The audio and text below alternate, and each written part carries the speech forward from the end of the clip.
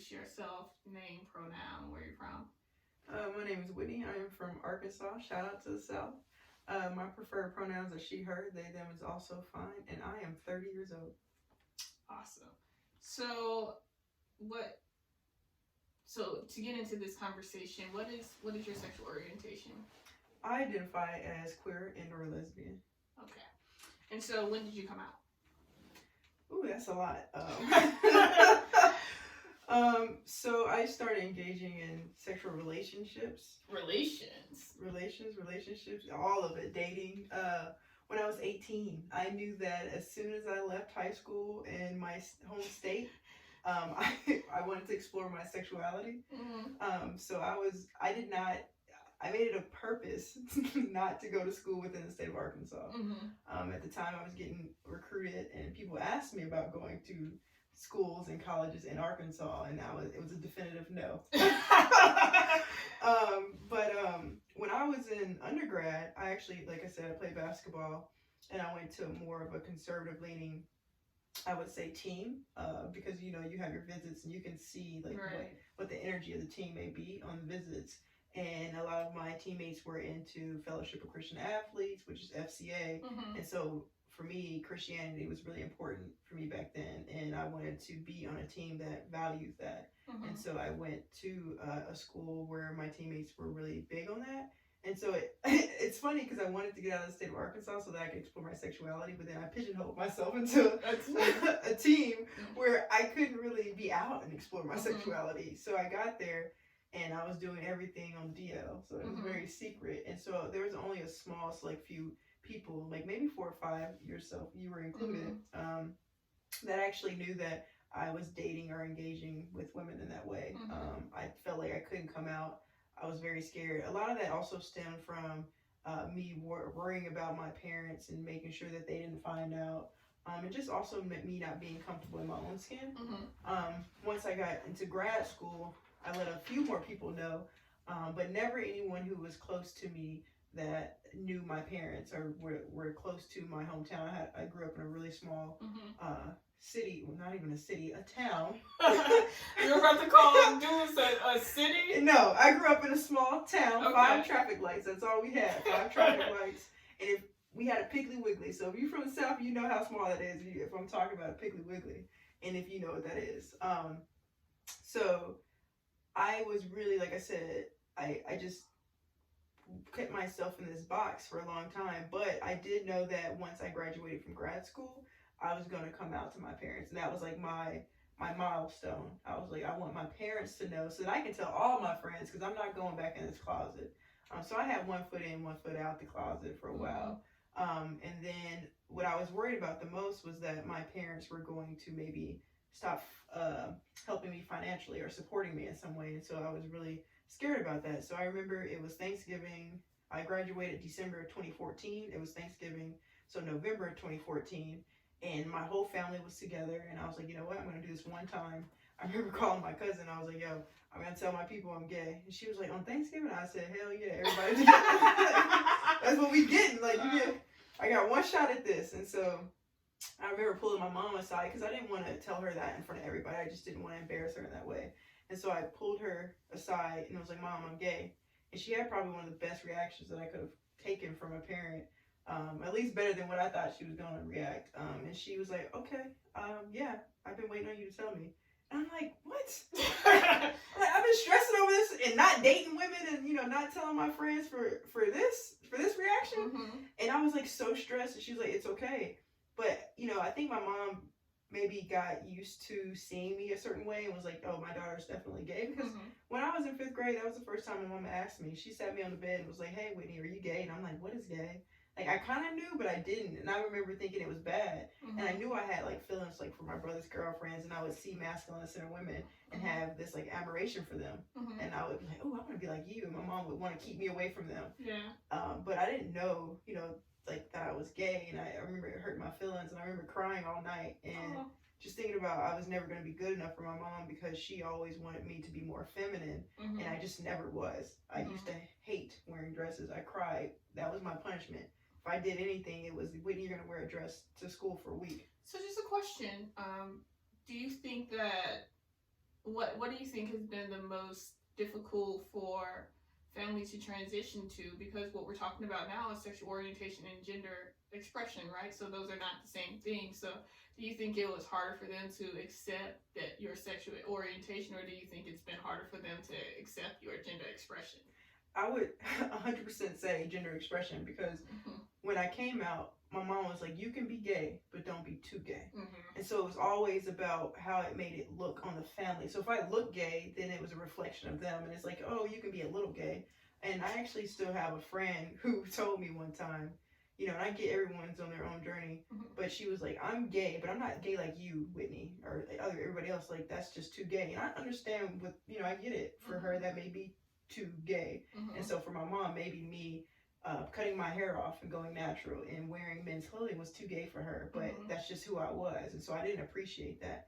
It actually wasn't until I was 27, so older, 3 years ago, where I finally came out to my dad. I don't even know what took me that long. I just didn't feel like I had to pick up the phone and just tell people. I was living my life. I never really saw my dad like that. You know, we would talk on the phone. He was actually the closest person to me. I just never came out and said it. Now, mind you, he had never asked me either. He was one of the only few people who would never ask me, when am I going to get a boyfriend? he didn't care. He never asked me about a boyfriend, and I was cool with that. And so I just never said anything. But his mom died, which is my grandmother, and I remember thinking I wasn't going to go to the funeral. And I had a partner at the time.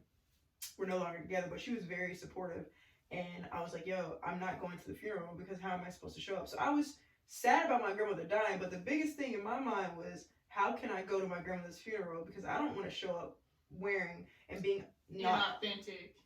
Right. Because at that point, I had been living in California. I've been dressing in masculine clothing and men's clothing for years now. And I was like, you know, when I would go back home, though, back in the day, I would switch it up. So I would be more androgynous or more feminine presenting when I would go home. And then when I was out with my friends or living my life outside of, you know, the state of Arkansas, then I was going to be more mask presenting. And I was like, I don't do that anymore. And so I had been in therapy. And so I was really affirming myself. And I was like, I'm not doing that. So I'll just not go to the funeral, because I also didn't want to put my dad in a situation where he would be maybe embarrassed because I'm showing up there in men's clothing, or I just didn't know what was going to happen. So I remember she convinced me to call him, and I was like, you know what, let me call him, her and my therapist. And I called him, and I remember just blurting it out. I was like, Dad, I'm gay. And, you know, and I didn't know what that was going to do, because he was also dealing with the death of his mom. And now I'm trying to tell him that he's gay, because I want to go to the funeral, but I want to wear certain clothing. And it was just a lot in there. But I remember he had one of the best responses, and he was like, Whitney, it's fine. Like, I've been waiting on you to tell me. You come to this funeral. And I told him I had a partner at the time. And he was like, you bring your partner and you dress the way you want to dress. And if anybody says anything to you, I'm going to beat their ass. And, you know, it was the aggression in the statement for me. You know, so I was like, I got, okay, Daddy. And I remember my uncle picked me up from the airport, and he was like, your dad told us, he gave us a stern talking to, and I just want you to know that he said he's going to whoop anybody's ass if they say anything to you. But I want you to know, as your uncle, that I love you, and you should call your cousin, because she's also gay. That's awesome. And I was like, oh, that's beautiful, because I didn't know. And the support was outstanding, and he didn't care how I presented. None of my dad's family, I went to that funeral, batted an eye. It was the most comfortable I had been, versus, like, you know, I love my mom and I love her family, but I do come from a really Christian home and background. Not saying my dad's people aren't. They were okay with me being gay, but there's still comments that they say or something where they try and maybe talk about my expression, or maybe they don't agree with it, and maybe they say, are you going to bring your girlfriend? Or you ever say, you know, disparaging remarks, or say some off the wall, something. I think that your story is really important to share, because oftentimes we hear about the polar, positions. So either the rejection, or family completely rejects you, or family is so accepting and so lovely, and most of the time we fall somewhere in between. Like, are you saying that, you know, in word, you know, supportive, but in some of the deeds didn't feel like you could be your authentic self, and how you're always kind of navigating that. And one of the other things that I wanted to bring up was when you were talking about how you knew that you wanted to go to a school outside of your town, but also you ended up picking a school that was a bit more conservative. And that's so interesting because we're always like, and as another person who grew up in a small town in the South, you know, we have dual identities, right? So yeah, we're queer and we want to like go and experience and express ourselves, but also we are, you know, or maybe at that time, you know, did identify as Christian, and so those were both parts of you, and so it's only because of societal restrictions where, you know, people feel like there's some tension about those identities, and you can feel it as you experience it, you know what I'm saying? Like, can I be queer and be a member of FCA, right? So I think that that's really an interesting discussion to have also, but even alluding to that, how was it being an athlete and being a woman athlete and a basketball player for that sake, specific for specificity, like how was it and being queer?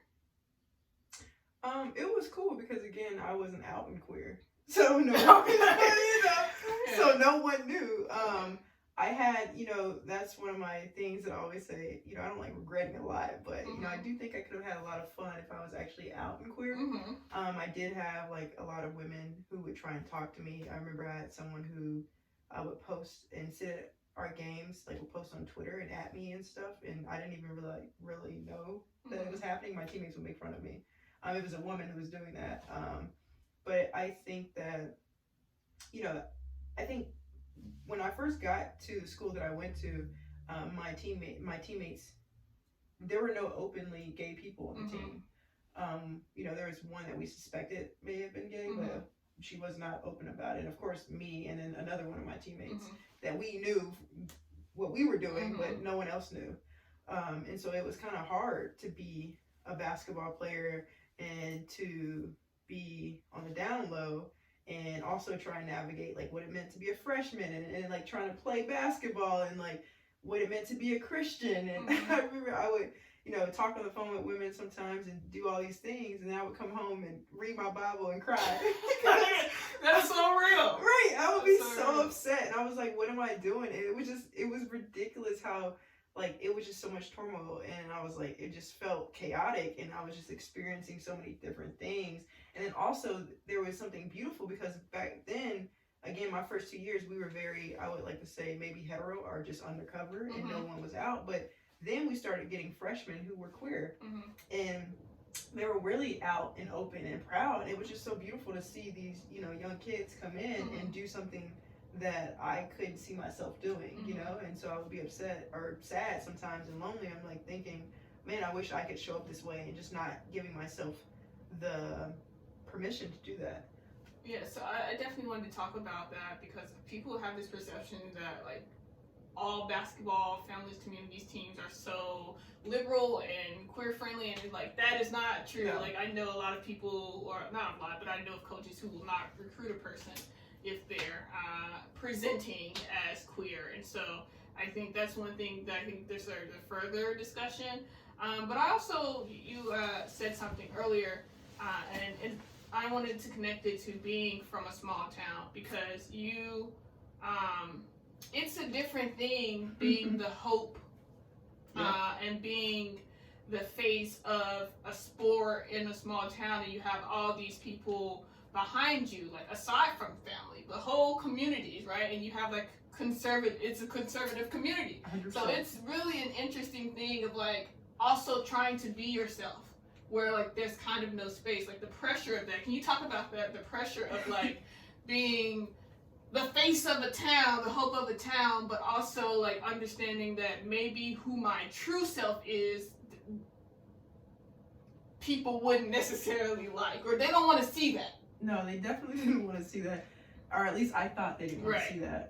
It felt like they did not want to see that. Coming from Southeast Arkansas, it was a lot. I did go to a small town, population of maybe 5,000-6,000, and everyone knew who I was. You know, I had a lot of notoriety really young, and you know, I was Southeast Arkansas Player of the Year like 3 years in a row, and so I would go places and people knew who I was, but you know, I had to present a certain way. I don't even think I knew who I was. I had so many voices in my head, like, don't do this, Whitney, you're a role model. Don't do this. This isn't what a woman would do. This isn't what someone would do. And it was, at that time, it wasn't cool to be gay. Like, you could, I remember 2 of my teammates at the time it was rumored that they were possibly engaged in a relationship or gay.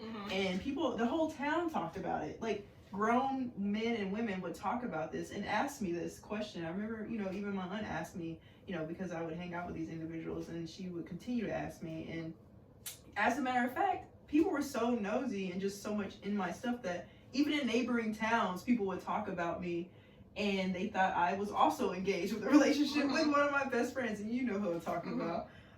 Which never happened, guys. If anybody's listening to this, that never happened. But people really had this narrative, and it was just like I couldn't get away from what people were thinking, what people were saying, and so in my mind, there was no space for me to be free. I had so much pressure to get a basketball scholarship, to represent, Southeast Arkansas, and to do these things, but no one cared about whether or not I was truly happy, because I was, in a sense, but I also wasn't. When I went home, these people weren't going home with me. They weren't there with me when I was lonely and wishing I could be, who I really wanted to be, or maybe even explore it, because at the time, I thought I wanted to be gay, and I knew that this is how I wanted to present. Like, I liked masculine clothing. I knew I wanted to present in this way, but I just knew it wasn't going to be, or I thought it wasn't going to be accepted from my family and my closest friends, because they were very Christian. Like, I also considered myself to be very Christian at that time, and just, there was no room for homosexuality, so there was no room for this lifestyle of mine. That's so really interesting to hear, because as another person who grew up in a small town in Northeast Arkansas, I had people who loved me, still love me to this day, were very conservative, and so I want to kind of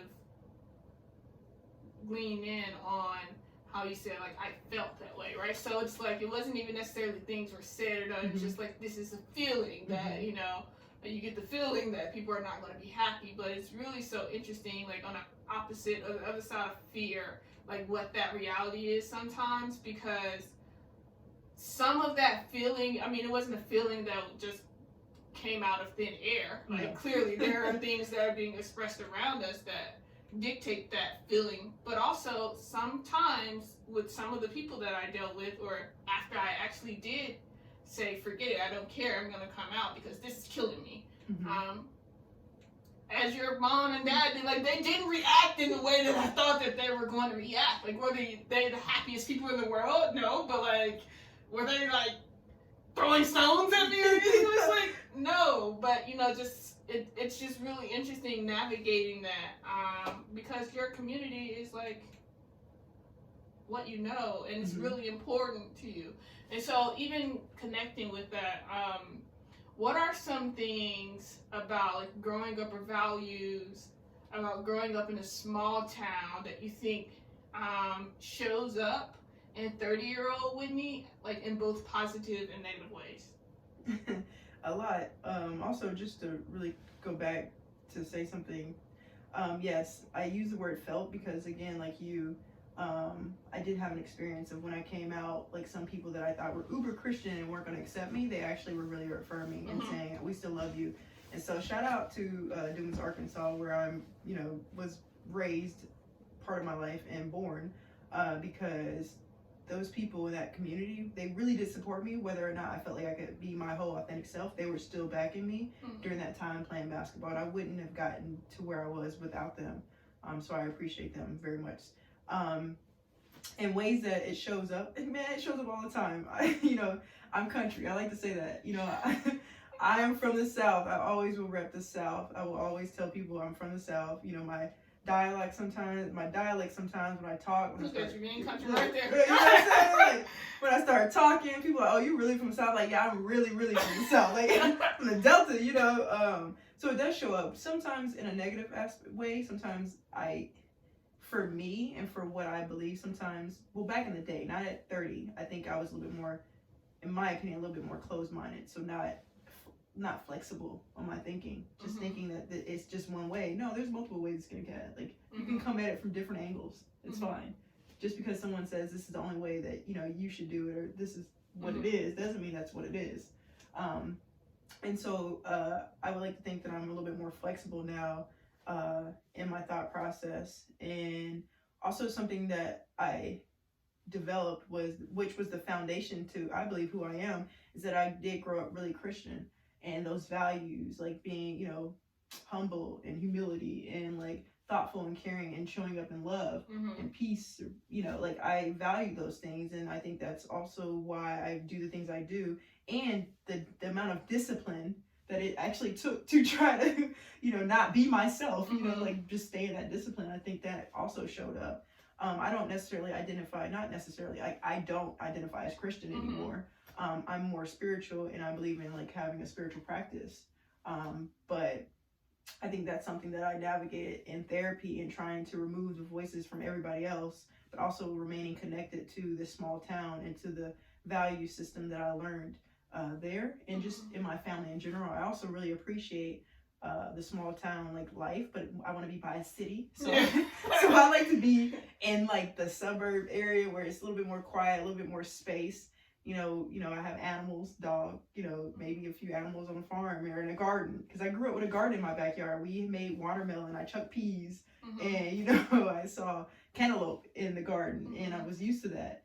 I also, you know, went outside to, when I would go to the beauty shop, I picked cotton because I wanted to know what it felt like to pick cotton. So I would. No, you go. You know, right, listen. I wanted to see what it felt like. Like, you know, a lot of people can't even say they've seen cotton. So there were cotton fields in Arkansas. You know that if you've seen the cotton fields, and so like those are things that I will always take with me. That's really interesting. I definitely can relate to some parts of not the animals and not picking cotton, but like some parts of that. In that. You know, I was just thinking about like, what's a negative thing about growing up in this small town in the South that kind of still rears itself in me, and is that my inclination when I'm in a space that is more conservative to make myself small, like as my default. So my natural inclination is to, I mean, look at me, I can't turn the gate down that much, but like my natural inclination is to like be invisible, or try to be invisible when you're in spaces where you know people are not really accepting. And that's a survival technique that you have growing up, if you're just trying to navigate and trying to make sure that, you know, you're not detectable.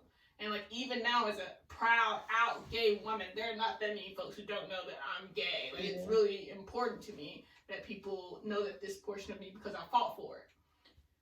But I still find myself, I have to literally check myself. Like, no, you're going to show up in fullness, right? And that may mean sometimes I'm not necessarily, I'm not going to be bold for the sake of being bold. I'm going to be my natural self, however I naturally feel.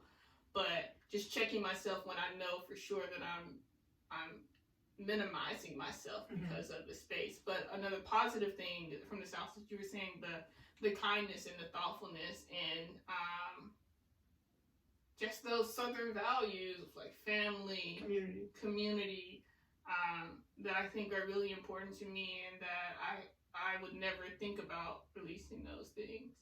I do want to say, like, in connection to growing up in a small town, I didn't see that many out gay people who were professional, or out gay people, period. But like, definitely didn't see that many out gay people who were professional. So when I was thinking about like whether I was going to come out or not, I couldn't see a future for me because there was no one mimicking that. I couldn't, you know, if you can't see it, you can't even think you can be it, right? So like, can you kind of like elaborate on that? Like, how was it for you, or how is it for you now as an out gay woman in the professional space, knowing that when you were younger, you didn't really see reflections of yourself? Well, twofold. One thing that's important to me is, like you're saying, there are situations where I felt like, oh man, like I want to go into the space. I want to make sure I don't make myself small. You know, really quickly, a story. I remember when I first started dressing more masculine and forgetting about what my people would say. My grandmother had visited Oakland, and my great aunt lived in Berkeley, and she saw me. I was about to go to Queer Magic Makers. Shout out to Queer Magic Makers in the Bay Area. And I was dressed in men's clothing, and so she was like, "Come here, let me take a picture of you." And she was laughing, so your mom can see what you look like now. And I remember being so mad because I knew what she was talking about, and she was like giggling, and I felt like I was like a animal in a zoo or something. And I was like, you know what? Fuck it. Like, if you want to take a photo, cool, let's take this photo. And I remember it burning in the inside just because I was like embarrassed, but also like mad. And I was like, no, I'm gonna stand in this and make sure she takes this photo, because that old Whitney that you used to know is gone. Like, she dead. So we're not bringing her back. And so you take this photo, and I was like, smile, cheese, and let's go. And I remember going to the family reunion. They were asking me too, you know, that following that incident, how I was going to present. My grandmother was very worried about it. And I was like, I'm going to present how I present. And from this point on, no one used to ask me about my gender expression.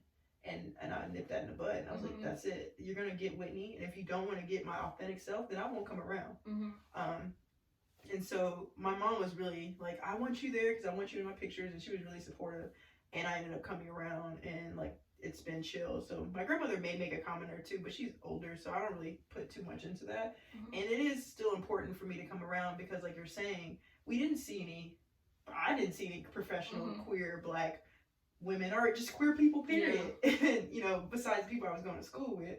And I appreciate that I can still present as myself and then come back to my community and people can see me. So when I go back, one thing that my coach likes for me to do is like talk to the girls in the school. And so I do that all the time, happily. And if they have questions about anything, they see me as I present. I don't wear any other clothing. They see me in masculine clothing. They see that I'm a professional. They see that I have this job, and I offer them advice because now I'm a resource. It's really important to us to be attached to being a success. And also being gay, because oftentimes we didn't see that those things were connected. No, it was, if you were gay, then you had to be in some type of turmoil. You know, God was going to make you pay.